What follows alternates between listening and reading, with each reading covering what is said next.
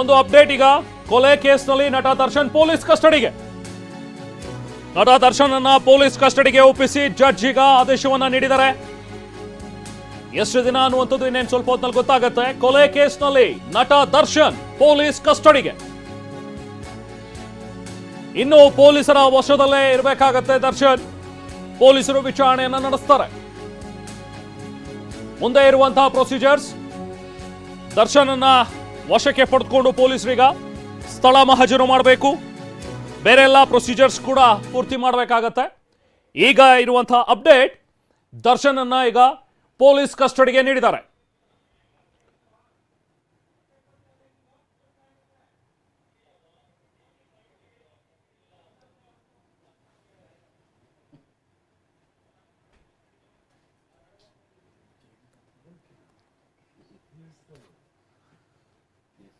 ವಿಚಾರಣೆ ಈಗ ನಡೀತಾ ಇದೆ ಕೋರ್ಟ್ನಲ್ಲಿ.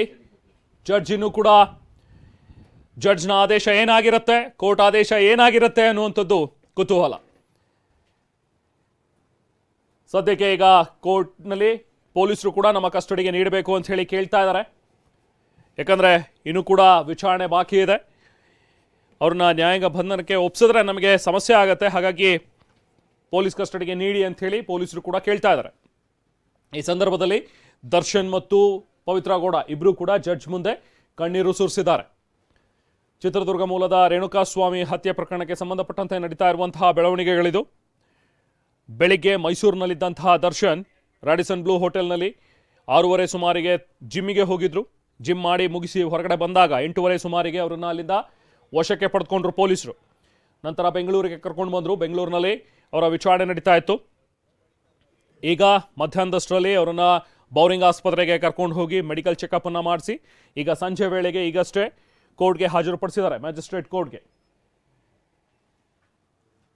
ವಿಚಾರಣೆಯ ಸಂದರ್ಭದಲ್ಲಿ ಪೊಲೀಸರು ಕೂಡ ವಾದವನ್ನು ಮಂಡಿಸಿದ್ದಾರೆ. ನಮಗೆ ಇನ್ನೂ ಕೂಡ ವಿಚಾರಣೆ ಅಗತ್ಯ ಇದೆ, ಅವ್ರನ್ನ ವಿಚಾರಣೆಗೆ ಒಳಪಡಿಸಬೇಕು, ಜೊತೆಗೆ ಮಹಜರು ಪ್ರಕ್ರಿಯೆ ಕೂಡ ಇದೆ. ಸೊ ಹಾಗಾಗಿ ಅವ್ರನ್ನ ಕಸ್ಟಡಿಗೆ ನೀಡಿ ಅಂತ ಹೇಳಿ ಪೊಲೀಸರು ಕೂಡ ಕೇಳಿದ್ದಾರೆ.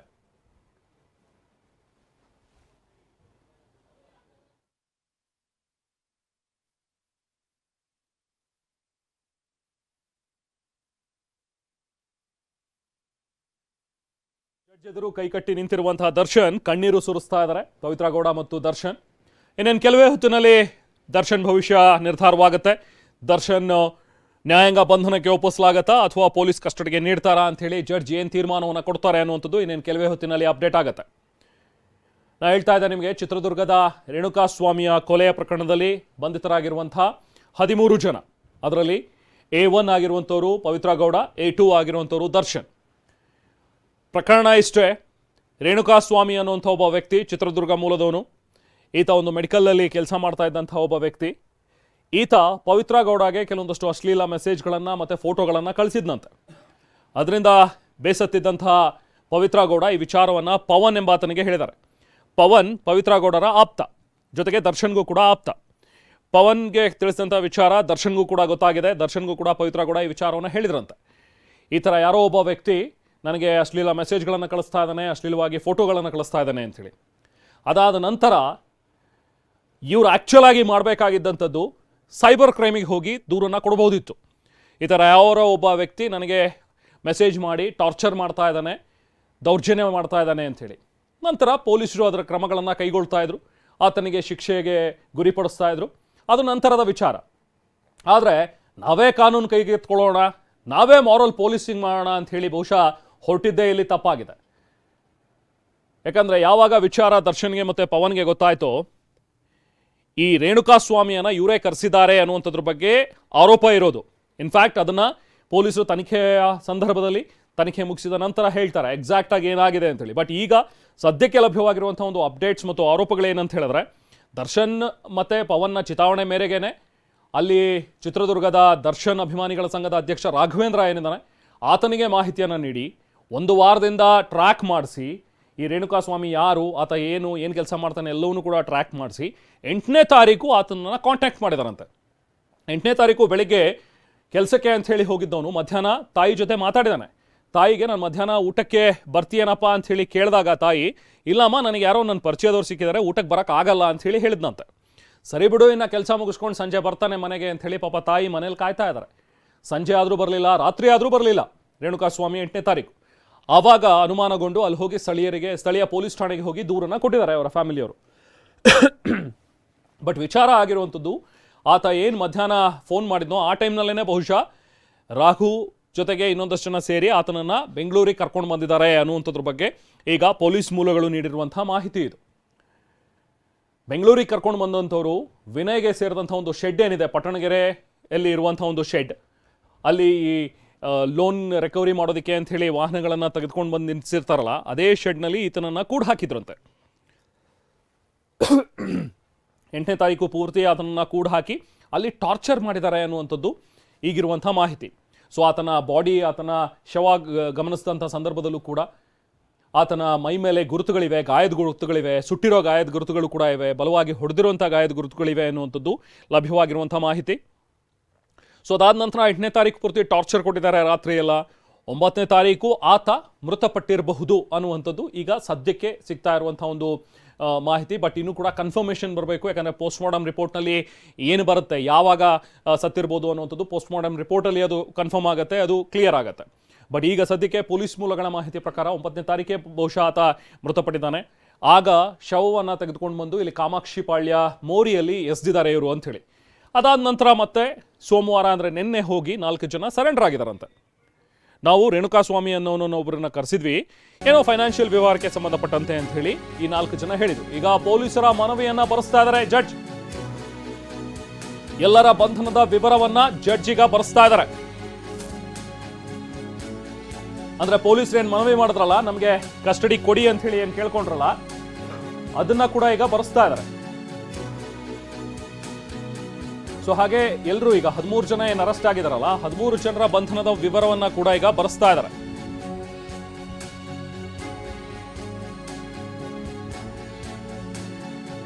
ಪೊಲೀಸರು ಮನವಿಯನ್ನ ಮಾಡಿದ್ರು, ನಮಗೆ ಕಸ್ಟಡಿಗೆ ಕೊಡಿ ಅಂತ ಹೇಳಿ. ಅಂದ್ರೆ ಯಾವ ಗ್ರೌಂಡ್ಸ್ ಮೇಲೆ ಏನು ಕೇಳಿರ್ತಾರಲ್ಲ, ಅಂದ್ರೆ ಅದ್ರ ಬಗ್ಗೆ ಎಲ್ಲ ಡೀಟೇಲ್ಸ್ ಬರೆಸ್ಬೇಕಲ್ಲ. ಈಗ ಏನೇ ಜಡ್ಜ್ಮೆಂಟ್ ಕೊಡಬೇಕಾದಾಗ್ಲೂ ಕೂಡ ಅದರ ಡೀಟೇಲ್ಸ್ ಅನ್ನ ಬರೆಯುವಂಥದ್ದು ಅದೊಂದು ಪ್ರೊಸೀಜರ್. ಸೊ ಆ ಪ್ರೊಸೀಜರ್ ಈಗ ನಡೀತಾ ಇದೆ ಕೋರ್ಟ್ನಲ್ಲಿ.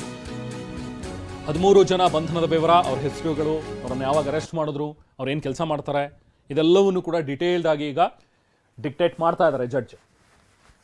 ಅದಾದ ನಂತರ ಈಗ ಗೊತ್ತಾಗತ್ತೆ ಬಂಧಿತರನ್ನ ಪೊಲೀಸ್ ಕಸ್ಟಡಿಗೆ ನೀಡ್ತಾರಾ ಅಥವಾ ನ್ಯಾಯಾಂಗ ಬಂಧನಕ್ಕೆ ಒಪ್ಪಿಸ್ತಾರಾ ಅಂಥೇಳಿ. ಇದರಲ್ಲಿ A1 ಪವಿತ್ರ ಗೌಡ, A2 ದರ್ಶನ್, ಇನ್ನು ಉಳಿದಂತೆ ಇನ್ನು 11 ಜನ ಆರೋಪಿಗಳು. ಎಸ್, ನಾವು ಮಾತಾಡ್ತಾ ಇದ್ವಿ ರೇಣುಕಾಸ್ವಾಮಿಯ ಕೊಲೆಯ ಪ್ರಕರಣದ ಬಗ್ಗೆ. ಯಾವಾಗ 9ನೇ ತಾರೀಕು ಭಾನುವಾರ ಆತನ ಶವವನ್ನು ಬಿಸಾಡಿ ಹೋಗ್ತಾರೋ, ಅದಾದ ನಂತರ ನಿನ್ನೆ ಸೋಮವಾರ 4 ಜನ ಹೋಗಿ ಸರೆಂಡರ್ ಆಗ್ತಾರೆ ಮೊದಲು ಪೊಲೀಸರ ಮುಂದೆ. ನಾವು ಈ ಥರ ಒಬ್ಬ ವ್ಯಕ್ತಿಯನ್ನು ಕರೆಸಿ ವಿಚಾರಣೆ ಮಾಡ್ತಾ ಇದ್ವಿ, ಆತನಿಗೆ ಹೆಚ್ಚು ಕಮ್ಮಿ ಆಗಿ ಆತ ತೀರ್ಕೊಂಡು ಬಿಟ್ಟಿದ್ದಾನೆ, ಈ ಥರದ್ದು ಆಗ್ಬಿಟ್ಟಿದೆ ಅಂಥೇಳಿ ಹೇಳ್ತಾರೆ. ಬಟ್ ಪೊಲೀಸರಿಗೆ ಯಾಕೋ ಅನುಮಾನ ಬರುತ್ತೆ, ಇವರೇ 4 ಜನ ಮಾಡಿದಾರಾ ಅಥವಾ ಬೇರೆಯವರು ಯಾರ ಚಿತಾವಣೆ ಮೇರೆಗೆ ಇದು ನಡೆದಿದೆಯಾ ಅಂಥೇಳಿ. ಏನೋ ಸ್ವಲ್ಪ ಕೂಲಂಕಷವಾಗಿ ವಿಚಾರಣೆ ನಡೆಸಿದಾಗ ಮತ್ತೊಬ್ಬನ ಹೆಸರು ಬರುತ್ತೆ, ಅಲ್ಲಿ ನಾಗರಾಜ್ ಅಂಥೇಳಿ. ನಂತರ ನಾಗರಾಜನ ಪೊಲೀಸರು ವಶಕ್ಕೆ ಪಡ್ಕೋತಾರೆ ನಿನ್ನೆ ರಾತ್ರಿನೇ. ನಾಗರಾಜ್ ಯಾರು ಅಂತ ನೋಡಿದ್ರೆ ನಾಗರಾಜ್ ದರ್ಶನ್ರ ಆಪ್ತ. ಸೊ ಆಗ ಬಂಧಿತರು ದರ್ಶನ್ ಹೆಸರು ಹೇಳಿದ್ದಾರೆ. ದರ್ಶನ್ ಚಿತಾವಣೆ ಮೇರೆಗೇನೆ ಇದಾಗಿದೆ ಅನ್ನುವಂಥದ್ರ ಬಗ್ಗೆ ಬಂಧಿತರು ಮತ್ತು ಆ ನಾಗರಾಜ್ ಕೂಡ ಹೇಳಿದ್ರಿಂದಾಗಿ ಅಲ್ಲಿ CDR ಅನ್ನು ತೆಗೆಸಿ ಮೊಬೈಲ್ ಟವರ್ ಲೊಕೇಶನ್ಸನ್ನು ಎಲ್ಲ ನೋಡಿದಾಗ ಆಗ ಗೊತ್ತಾಗಿರುವಂಥದ್ದು ದರ್ಶನ್ ಬಹುಶಃ ಇದರಲ್ಲಿ ಇನ್ವಾಲ್ವ್ ಆಗಿದ್ದಾರಾ ಅನ್ನುವಂಥ ಒಂದು ಅನುಮಾನಗಳು ಪೊಲೀಸರಿಗೂ ಕೂಡ ಕಾಡೋದಕ್ಕೆ ಶುರುವಾಗುತ್ತೆ. ಸೊ ಹಾಗಾಗಿನೇ ಇವತ್ತು ಬೆಳಗ್ಗೆ ಸೋಮವಾರನೇ ಹೋಗಿ ಮೈಸೂರಿನಲ್ಲಿ ಇದ್ದಂತಹ ದರ್ಶನ್, ಇನ್ಫ್ಯಾಕ್ಟ್ ಭಾನುವಾರನೇ ಹೋಗಿದ್ರು ಮೈಸೂರಿಗೆ ಅಂತಲೂ ಕೂಡ ಕೆಲವೊಂದಷ್ಟು ಸುದ್ದಿ ಇದೆ, ಅದು ಕೂಡ ಇನ್ನಷ್ಟೇ ಕನ್ಫರ್ಮ್ ಆಗುತ್ತೆ. ಸೊ ಅವರು ಈಗ ಡೆವಿಲ್ ಚಿತ್ರೀಕರಣ ನಡೀತಾ ಇತ್ತು, ಡೆವಿಲ್ ಸಿನಿಮಾದ ಚಿತ್ರೀಕರಣ. ಡೆವಿಲ್ ಟೀಮ್ನವರೇನೆ 9ನೇ ತಾರೀಕು ಬುಕ್ ಮಾಡಿದ್ರು ಹೋಟೆಲನ್ನು. ಸೊ ಹಾಗಾಗಿ ರಾಡಿಸನ್ ಬ್ಲೂನಲ್ಲಿ ದರ್ಶನ್ ಒಬ್ಬರೇ ತಂಗಿದ್ರು ಅನ್ನುವಂಥದ್ರ ಬಗ್ಗೆ ಕೂಡ ಈಗಿರುವಂಥ ಮಾಹಿತಿ. ಸೊ ಹಾಗಾಗಿ ಪೊಲೀಸರು ನೇರವಾಗಿ ಮೈಸೂರಿಗೆ ಹೋದರು. ಮೈಸೂರಿಗೆ ಹೋಗಿ ಇವತ್ತು ಬೆಳಿಗ್ಗೆ ಜಿಮ್ನಲ್ಲೇ ಇದ್ದಂತಹ ದರ್ಶನ್ರನ್ನ 8:30 ಸುಮಾರಿಗೆ ಅರೆಸ್ಟ್ ಮಾಡಿ, ಅಂದರೆ ವಶಕ್ಕೆ ಪಡೆದುಕೊಂಡು ಬೆಂಗಳೂರಿಗೆ ಕರ್ಕೊಂಡು ಬಂದರು. ಅದಾದ ನಂತರ ಯಾವಾಗ ಮಾಧ್ಯಮದಲ್ಲಿ ಈ ಒಂದು ಸುದ್ದಿ ಹರಡ್ತು, ಸೊ ಅದು ಈಗ ಬೆಳಗ್ಗೆಯಿಂದಲೂ ಕೂಡ ಆಗ್ತಾ ಇರುವಂತಹ ಒಂದು ಬೆಳವಣಿಗೆಗಳನ್ನು ನಿಮ್ಮ ಮುಂದೆ ಕೂಡ ನಾವು ಇಡ್ತಾ ಹೋಗ್ತಾ ಇದ್ವಿ. ಇದಿಷ್ಟು ರೇಣುಕಾಸ್ವಾಮಿಯ ಮರ್ಡರ್ ಪ್ರಕರಣಕ್ಕೆ ಸಂಬಂಧಪಟ್ಟಂತೆ ಈಗ ಇಲ್ಲಿವರೆಗೂ ಲಭ್ಯವಾಗಿರುವಂಥ ಒಂದು ಮಾಹಿತಿ. ಸೊ ಇದರಲ್ಲಿ ನಿಜಕ್ಕೂ ದರ್ಶನ್ರ ಇನ್ವಾಲ್ವ್ಮೆಂಟ್ ಎಷ್ಟಿದೆ ಅನ್ನುವಂಥದ್ರ ಬಗ್ಗೆನೇ ಪೊಲೀಸರು ಕೂಡ ವಿಚಾರಣೆಯನ್ನು ಮಾಡ್ತಾ ಇದ್ದಾರೆ. ಯಾಕಂದರೆ ಸ್ವತಃ ದರ್ಶನ್ ಕೂಡ ವಿಚಾರಣೆ ಸಂದರ್ಭದಲ್ಲಿ ಪೊಲೀಸರ ಮುಂದೆ ಹೇಳ್ಕೊಂಡಿದ್ದಾರಂತೆ, ಹೌದು ನನಗೆ ವಿಚಾರ ಗೊತ್ತಾಯಿತು, ಈ ಥರ ಒಬ್ಬ ವ್ಯಕ್ತಿಯನ್ನು ಕರ್ಕೊಂಡು ಬಂದಿದ್ದಾರೆ, ಈ ಥರದೊಂದು ಶೆಡ್ನಲ್ಲಿ ಇಟ್ಟಿದ್ದಾರೆ ಅನ್ನುವಂಥದ್ದು ನನಗೆ ವಿಚಾರ ಗೊತ್ತಾಯಿತು. ಸೊ ಹಾಗಾಗಿ ನಾನು ಕೂಡ ಸ್ಥಳಕ್ಕೆ ಹೋದೆ. ಸ್ಥಳಕ್ಕೆ ಹೋಗಿ ಆ ವ್ಯಕ್ತಿಯ ಯಾರು ಅಂತ ನೋಡಬೇಕಿತ್ತು ನನಗೆ. ಪವಿತ್ರ ಗೌಡಗೆ ಯಾಕೆ ಈತ ಈ ರೀತಿಯಾಗಿ ಅಶ್ಲೀಲಾಗಿ ಮೆಸೇಜ್ ಮಾಡಿದ್ದಾನೆ ಅಂಥೇಳಿ ಕೇಳೋದಕ್ಕೋಸ್ಕರ ನಾನು ಹೋಗಿ ಒಂದೆರಡು ಮಾತುಗಳನ್ನು ಆಡದೆ, ಬುದ್ಧಿವಾದ ಹೇಳಿದೆ ಅವನಿಗೆ. ಹೇಳಿಬಿಟ್ಟು ನಾನು ಅಲ್ಲಿಂದ ಹೊರಟುಬಿಟ್ಟೆ. ಹೊರಟಾದ್ಮೇಲೆ ಏನಾಯಿತು ನನಗೆ ಗೊತ್ತಿಲ್ಲ ಅಂಥೇಳಿ ದರ್ಶನ್ ಹೇಳ್ಕೊಂಡಿದ್ದಾರಂತೆ ಪೊಲೀಸರು ಮುಂದೆ. ಇದು ಪೊಲೀಸರು ಕೊಟ್ಟಿರುವಂಥ ಮಾಹಿತಿ. ಬಟ್ ಇಲ್ಲಿರುವಂಥ ವಿಚಾರ ಅಂದರೆ ನಿಜಕ್ಕೂ ಅಷ್ಟೇ ಆಗಿದೆಯಾ? ದರ್ಶನ್ಗೂ ಇದಕ್ಕೂ ಏನೂ ಸಂಬಂಧನೇ ಇಲ್ವಾ ಹಾಗಾದರೆ? ಅಥವಾ ದರ್ಶನ್ ಏನು ಹೇಳೇ ಇಲ್ವಾ ಈತನನ್ನು ಕರ್ಕೊಂಡು ಬನ್ನಿ ಅನ್ನುವಂಥದ್ದಾಗಿರಲಿ, ಈತನ ಎತ್ತಾಕೊಂಡು ಬಂದ್ರೋ ನೋಡೋಣ ಮಾತಾಡೋಣ ಅನ್ನುವಂಥದ್ದಾಗಲಿ, ಅಥವಾ ಏನು ಆಗೇ ಇಲ್ವಾ ಇದು? ಸೊ ಹಾಗಾದರೆ ಇವ್ರು ಯಾಕೆ ಇವನು ಬೆನ್ನು ಬಿದ್ದರು, ರೇಣುಕಾಸ್ವಾಮಿಯ ಬೆನ್ನು ಬಿದ್ದಿದ್ದು ಯಾಕೆ ಇವರು?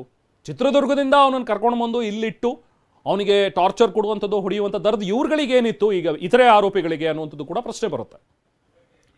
ಸೊ ಹಾಗಾಗಿ ಈಗ ದರ್ಶನ್ರನ್ನ ಕೂಡ ಬಹುಶಃ ಇದರಲ್ಲಿ ಪಾತ್ರ ಇರಬಹುದು ಅನ್ನುವಂಥ ಒಂದು ಅನುಮಾನಗಳ ಮೇರೆಗೆ ಅವರನ್ನು ಕೂಡ ಇಲ್ಲಿ ಅರೆಸ್ಟ್ ಮಾಡಿ ಇಟ್ಕೊಂಡಿರುವಂಥದ್ದು